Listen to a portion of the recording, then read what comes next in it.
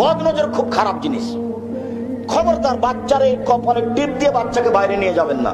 কথা বোঝা গেল না? টিপ দিয়ে বাচ্চাকে বাইরে নিয়ে যাবেন না, বাচ্চাকে সাজগোজ করে বাইরে নিয়ে যাবেন না, সন্ধ্যার সময় বাচ্চাকে ছাদের উপরে নিয়ে যাবেন না, সন্ধ্যার সময় বাচ্চাকে উঠানে আগুনে নিয়ে যাবেন না, বাড়ির চত্বর বাইরে নিয়ে যাবেন না।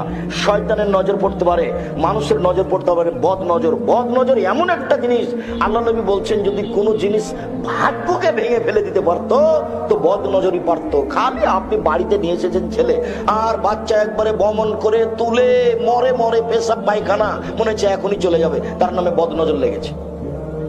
বদ নজর কি জিনিস জানেন? এক মিনিট, ছেলে, আপনারা স্বামী স্ত্রী বাড়িতে বসে আছেন, আপনার স্ত্রী আপনাকে বলছে শোনো, দেখছো মুরগির বাচ্চাগুলো কত সুন্দর সুন্দর হয়ে উঠেছে, তা আপনাকে দেখতে ডাকলো, তা আপনিও দেখলেন, স্বামী স্ত্রী বাচ্চাগুলি দেখলেন।